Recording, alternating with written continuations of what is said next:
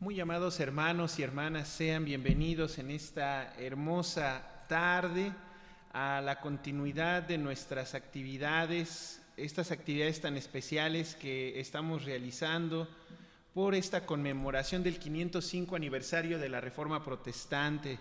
Allí en el siglo XVI se inicia un día como hoy, 31 de octubre, y bueno, la historia nos cuenta que allá Martín Lutero colocaba 95 tesis en la puerta de allá de Wittenberg, de la iglesia de Wittenberg, y de maneras muy especiales la vida cambió, no solo para la iglesia, sino para el mundo entero. Muchas situaciones de allí surgieron y hoy estamos muy contentos de poder recibir entre nosotros para esta tarde, son las 3 de la tarde, aquí 31 de octubre, lunes, y queremos recibir a nuestro querido pastor Héctor Laporta, pastor metodista.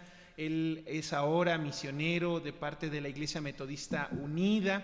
Él fue ordenado en el año de 1985 allá en Perú, en Sudamérica, un maravilloso país, y de maneras hermosas el Señor lo fue llevando en varios ministerios, preparándose por supuesto allá en Nueva York, allí en el seminario en Nueva York, y de maneras especiales hoy está con nosotros también compartiendo la vida de la iglesia en nuestra conferencia con un trabajo muy especial que desarrolla en el seminario.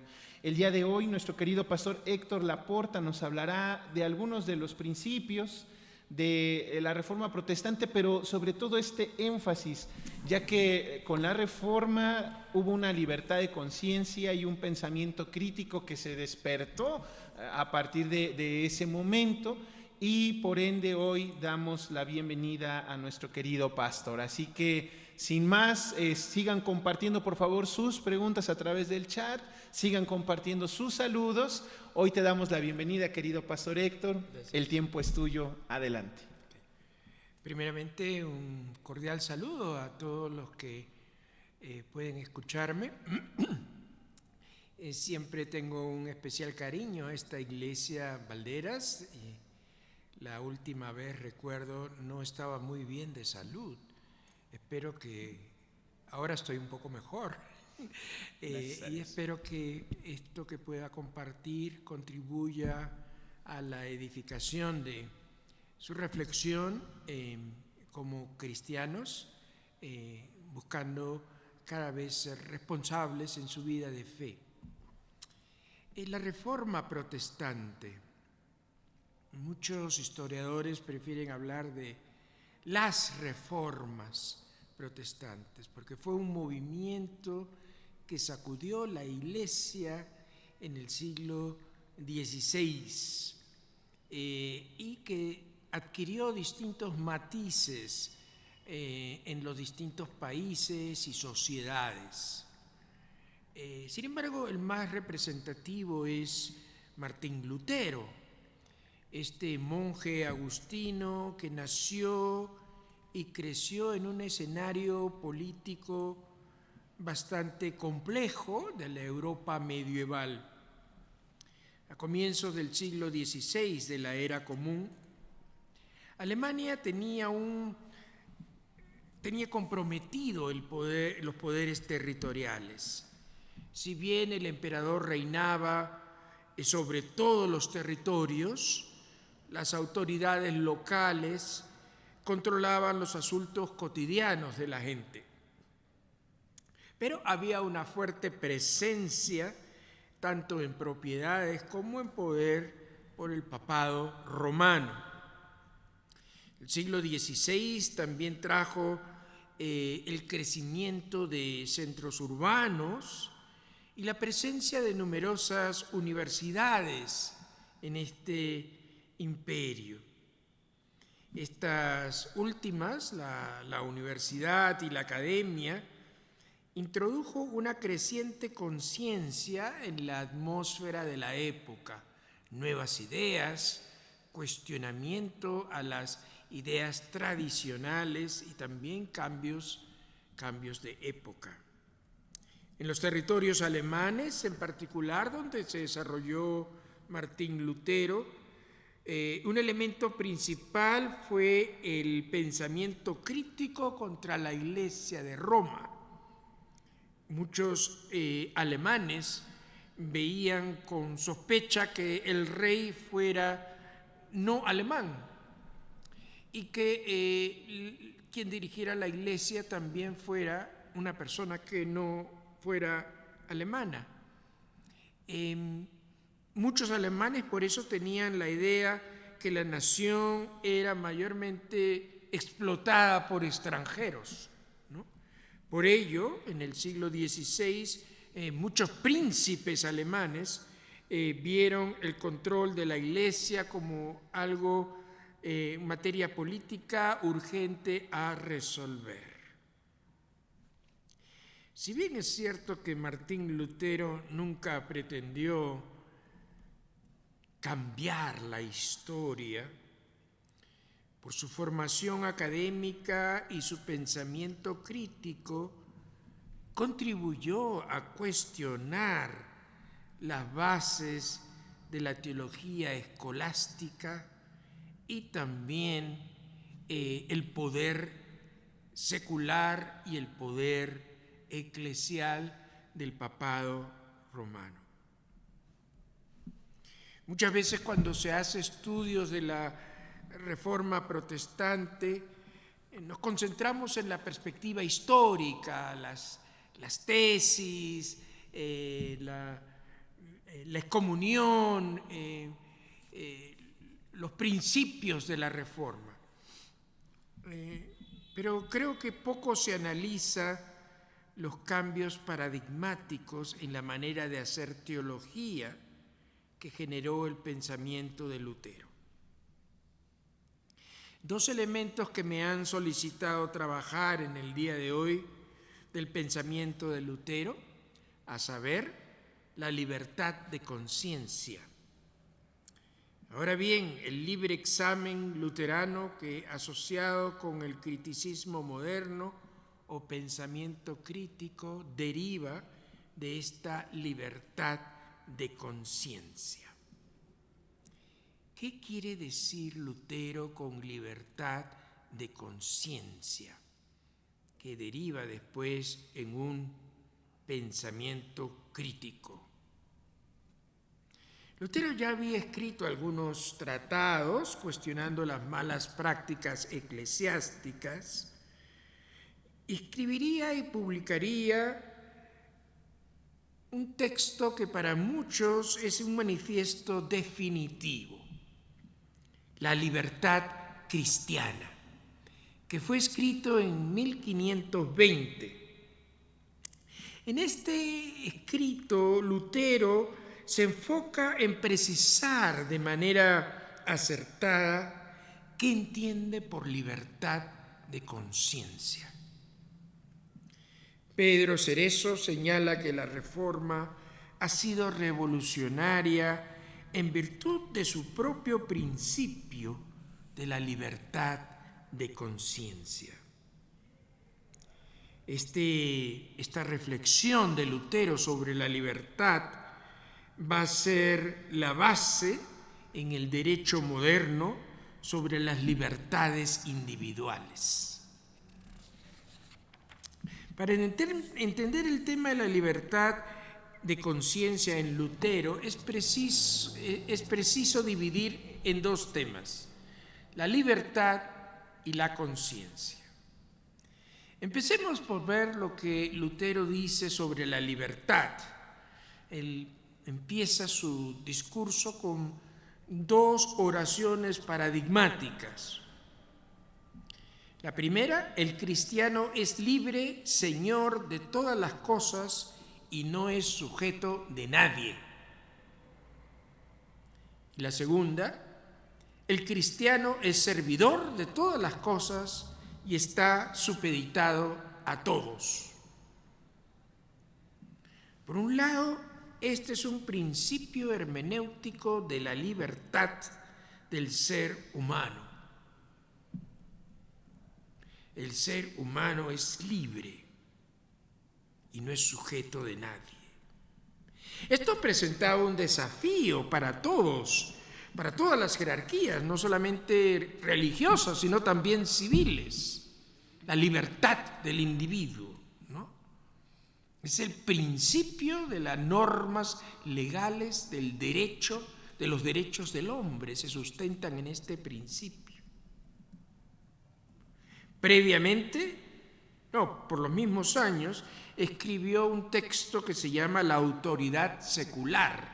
Lo escribió en 1523, donde cuestionaba la importancia de la autoridad secular. La contraparte de la libertad es la autoridad.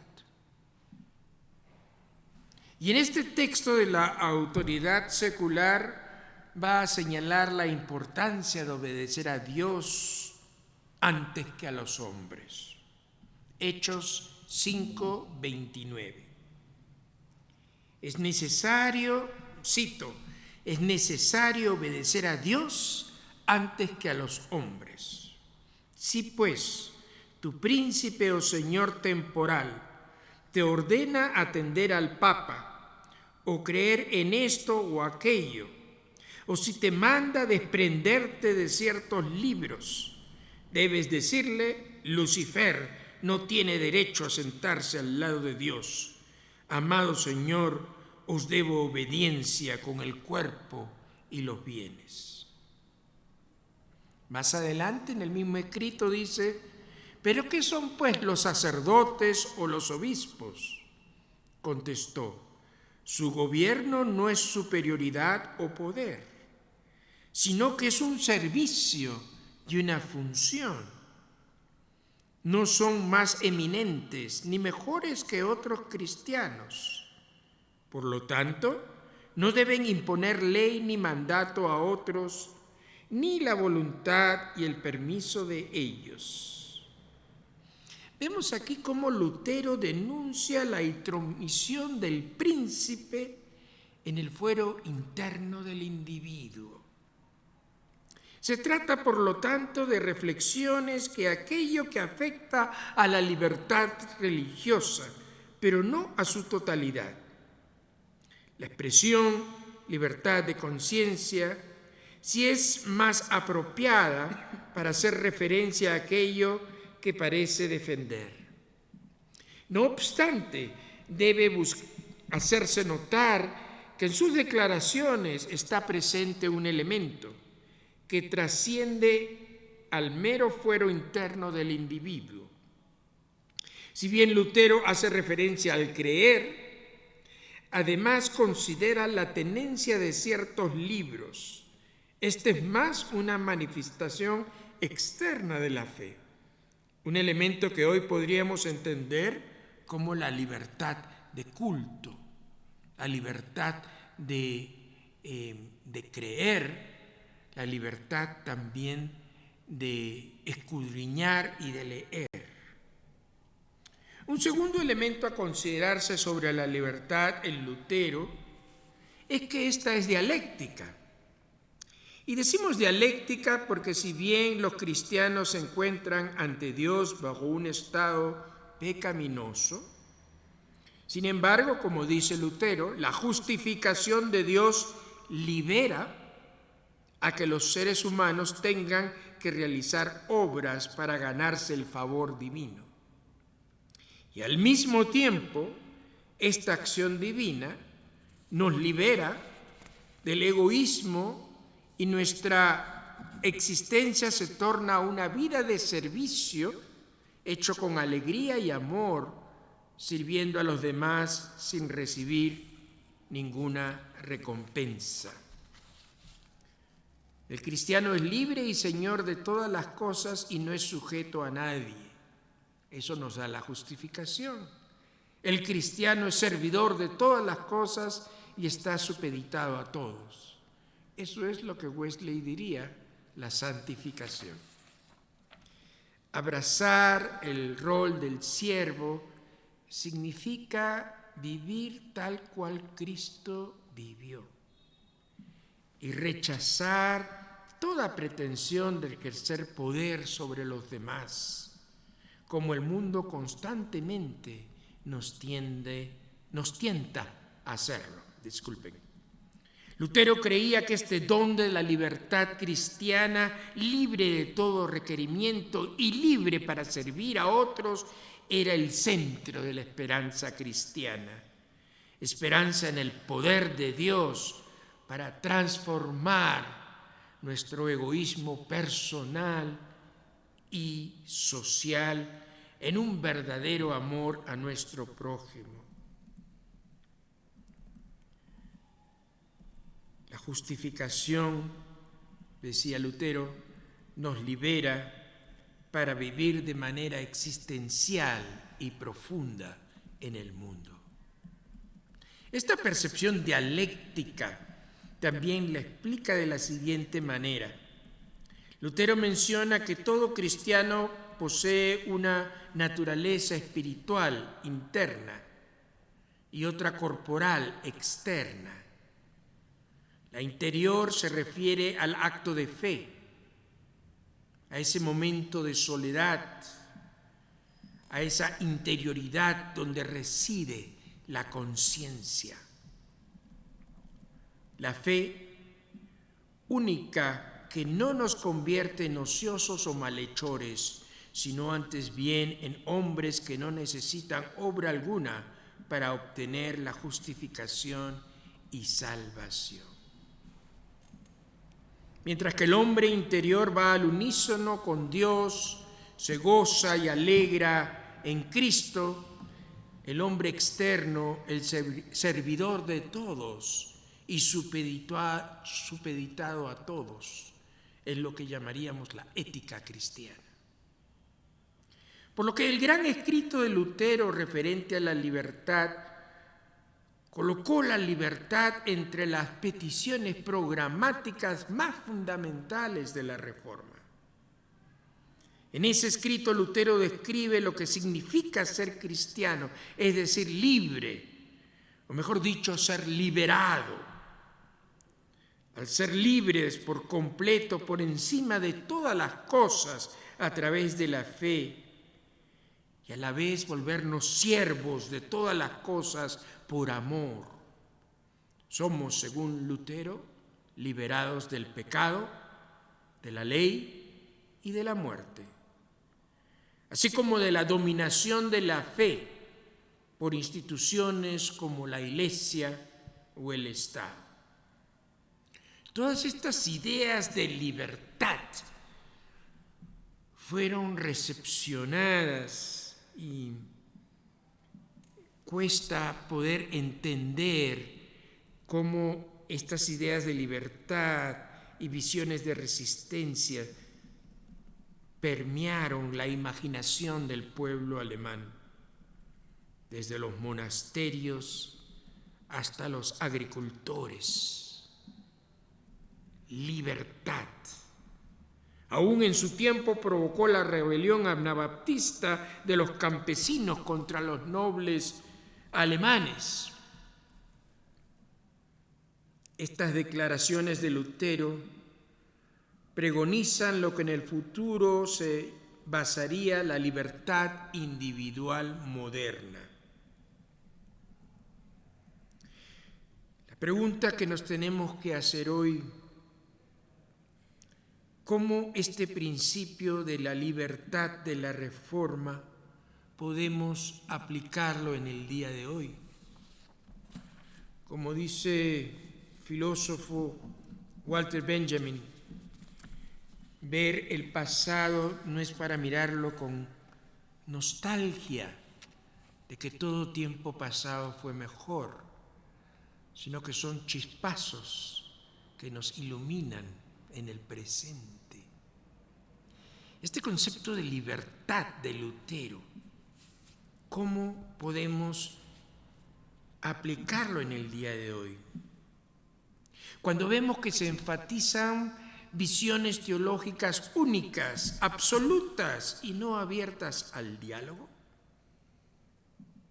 ¿Cómo podemos aplicar este principio de libertad cuando existen unas diversas interpretaciones bíblicas y nos conformamos a una única interpretación? ¿Cómo podemos ver la Biblia no como verdades únicas, absolutas y abstractas, sino como muchos hombres y mujeres buscaron acercarse a Dios en circunstancias históricas, culturales diferentes, y pudieron descubrir en su momento particular la voluntad divina? ¿Existe una única manera de acercarse a Dios? La Biblia solamente la podemos reducir a Hechos 2 para entender únicamente el encuentro con Dios como fue en Pentecostés. ¿Acaso Agar no tuvo un encuentro con Dios? Job,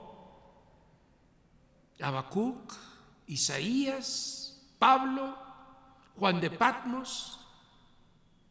Siempre yo digo a mis estudiantes, en la Biblia no hay dos maneras iguales de acercarse a Dios. ¿Cómo manejamos esta libertad de respeto a otras maneras de acercarse a Dios?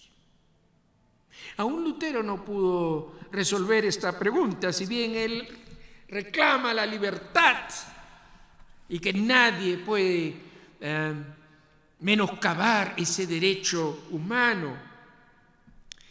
En sus propios escritos habla cómo luchar contra los herejes, lo cual lo lleva a contradecirse. Si cada uno puede creer en lo que quiera, ¿por qué reprimir a los que tienen una fe diferente? Pareciera que en el fondo Lutero persiste estas ideas de infalibilidad, de verdad absoluta y de unanimidad de opinión. Les dejo a vuestra reflexión estas preguntas en su derecho de la libertad del libre examen. Pasemos a la conciencia. Esta situación de conflicto que creó Lutero con sus escritos, este monje agustino que comienza a remover las ideas en el siglo XVI y reclama la libertad del individuo para tomar sus propias decisiones, evidentemente causó mucha tensión tanto en el poder eclesiástico como también en el poder político. Es por ello que Carlos V convoca a Lutero a una reunión más conocida como la Dieta de Worms, brindando un escenario para que Lutero se encuentre en un escenario imperial y pueda retractarse de estos escritos que empezaban a causar mucha controversia en la sociedad alemana. En 1521 los escritos de Lutero serían difundidos en toda Alemania. Era muy buen escritor Lutero y era muy buen educador. Y sus escritos alcanzan mucha popularidad. Y esto se confirma porque mientras viajaba a Worms, la gente a su paso lo arengaba y lo aplaudía. Se había vuelto Lutero un celebrity en esa época. Cuando se encontró cara a cara con el emperador y las autoridades eclesiásticas, todos esperaban que Lutero se retractara. Pero este monje, quien por propia decisión estaba más acostumbrado a una celda monástica que a la corte, les dijo lo siguiente: si no me convencen mediante testimonios de las Escrituras o por un razonamiento evidente, puesto que no creo al Papa ni a los concilios solos, porque consta que han errado frecuentemente y contradicho a sí mismos, quedo sujeto a los pasajes de las Escrituras aducidos por mí, y mi conciencia está cautiva de la palabra de Dios. No puede ni quiere retractarse de nada, puesto que no es prudente ni recto obrar contra la conciencia. Luego agregó: en esto me afirmo, no puedo hacer otra cosa. Dios, ayúdame. Amén. Tanto el rey, poder político y las autoridades eclesiásticas, según Lutero, podían demandar muchas cosas. Donde no podían ellos mandar es en cuestiones de fe. Porque la fe es un factor de conciencia. Y esta conciencia para Lutero está unida o es enmarcada en su interpretación de la palabra de Dios. Es por ello que el historiador Karl Hall va a señalar que Lutero va a entender la teología como una religión de la conciencia. Al respecto, el teólogo luterano Walter von Loewennig subraya lo siguiente de estas palabras de Lutero, diciendo lo siguiente: por primera vez en la historia de la humanidad, el principio de libertad de conciencia fue expuesto públicamente delante de las grandes autoridades de la Iglesia y del mundo.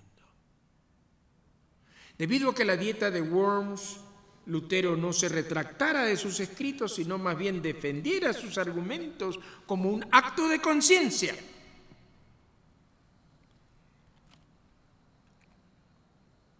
Diciendo: debido a ello, agotada la conversación, las autoridades escribieron la siguiente bula papal que lo excomulgaba: nosotros condenamos, reprobamos, cito, y rechazamos completamente los libros y sermones de ese que se hace llamar Martín Lutero, ya sea en latín o en otro idioma, y prohibimos a cada uno y a todos creyentes de ambos sexos en leer, afirmar, predicar, elogiar, imprimir, publicar o defender. Por lo pronto, inmediatamente a la publicación de esta bula, estos escritos, donde estén, deben ser buscados cuidadosamente y quemados de manera pública y solemne en presencia de los clérigos y de la gente en común. En cuanto a Martín Lutero concierne, nosotros podemos, sin más citaciones o demoras, proceder contra él condenándolo como alguien cuya fe es notoriamente sospechosa y de hecho un verdadero hereje. Con total severidad buscaremos acabar con su vida. Lutero, al recibir la bula, y sus partidarios la quemarían. Sus oponentes harían lo mismo también con los escritos de Lutero. Entonces, para Lutero, la conciencia liberada no lleva a una renuncia a los compromisos ni tampoco a la arbitrariedad humana, sino que permite una nueva vinculación en la relación con Dios, lo que acarrea consecuencias para la acción ética. Temerosos por su seguridad, los aliados políticos de Lutero lo ocultaron en el castillo de Wartburg después de asistir a la dieta de Worms. Un mes después, el emperador V publicó un edicto declarando a Lutero herético y fuera de la ley del imperio. El edicto señalaba que Lutero debía ser tomado prisionero, sus libros quemados y a sus simpatizantes se le despojara de sus bienes. Era una amenaza fatal para Lutero y sus simpatizantes. Los príncipes alemanes, por su parte, tenían la flexibilidad de decidir hacer o no caso al edicto del rey en sus territorios. Lutero batallaba de manera solitaria, sumergiéndose en sus escritos, antes que saber que las fuerzas radicales estaban tomando Wittenberg. Cuando Lutero se enteró de los disturbios que se produjeron en Wittenberg por sus escritos, decidió regresar, aún arriesgando su vida, donde predicó en contra de la violencia por los próximos 8 días consecutivos. Si bien Lutero logró calmar los ánimos en la universidad y sus alrededores, permanecieron focos significativos de la población inconformes con la predicación de la no violencia y haciendo uso y derecho de su libertad de rebelarse con aquellas normas legales, políticas y eclesiásticas que iban en contra de su ejercicio. ¿Qué podemos decir entonces sobre la libertad de conciencia o pensamiento crítico? Es interesante que el artículo 18 de la Declaración Universal de los Derechos Humanos dice textualmente: toda persona tiene derecho a la libertad de pensamiento, de conciencia y de religión. Este derecho incluye la libertad de cambiar de religión o de creencia, así como la libertad de manifestar su religión o creencia, así como ejercerla individual o colectivamente, tanto en público como en privado. Este texto se inspiró en estas ideas de Lutero. Ahora bien, la pregunta que nos viene, que es bastante difícil desarrollar un pensamiento crítico en el espacio religioso, sobre todo cuando nos regimos por verdades absolutas. Por ejemplo, hoy en día los movimientos feministas buscan defender los derechos de las mujeres y muchas de las veces acusan a la Iglesia como una institución que no les permite actuar en libertad de conciencia. ¿Cuáles son los factores que dificultan un pensamiento crítico? El subjetivismo, el dogmatismo y el fanatismo. Lutero desarrolló un pensamiento crítico a las instituciones religiosas y su elemento crítico fue la Escritura. Pero Lutero tenía un amplio conocimiento bíblico. Hoy en día se usa la Escritura para justificar posturas éticas o morales sin un fuerte sustento bíblico. En ese sentido, se hace necesario fortalecer nuestro estudio serio de la Escritura para desarrollar ese mismo espíritu que Lutero tuvo. Muchas veces pastores me han compartido que las noches de estudio bíblico son las menos populares en la iglesia. ¿Cómo podemos desarrollar un pensamiento crítico sobre temas y preocupaciones actuales si no desarrollamos una profundidad en nuestra reflexión? La profundidad en la Escritura nos va a ayudar a ver los problemas éticos del presente a la luz de las ideas cristianas fundamentales. La Biblia no da respuestas específicas por lo que es bueno y malo en el día de hoy. La palabra de Dios nos ayuda a discernir lo que es bueno y malo en una particular situación histórica dada. La palabra de Dios no está congelada en el tiempo para darnos una lista de lo prohibido y de lo aceptable. La Biblia no es un recetario inamovible, rígido y aplicable tal cual. La Biblia es un mapa, una brújula que nos orienta. Pero es nuestra responsabilidad y nuestra libertad de conciencia discernir cómo hacer la voluntad de Dios en el presente. Dios no dejó de hablar con el último versículo del Apocalipsis. Dios nos sigue revelando su voluntad en el presente. Y quiero terminar como buen wesleyano con la introducción que dice Wesley a sus sermones.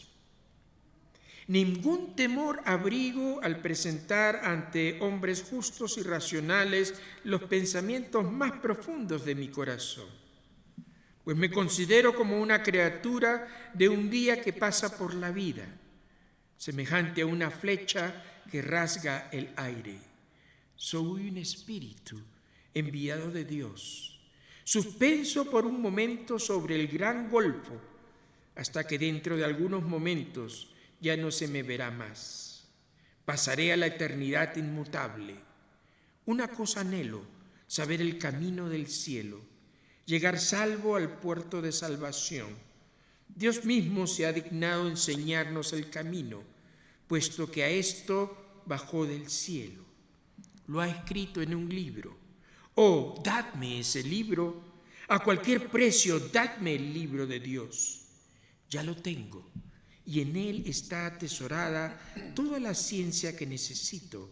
Voy a ser homo unis libri, hombre de un solo libro. Heme aquí, pues, lejos de la bulla del mundo, solo con Dios, en cuya presencia abro y leo este libro, con un fin, el de hallar el camino al cielo. ¿Hay acaso duda alguna respecto al sentido de lo que leo? ¿Existe algo que aparezca oscuro o intrincado? Al Padre de la luz elevo mi corazón.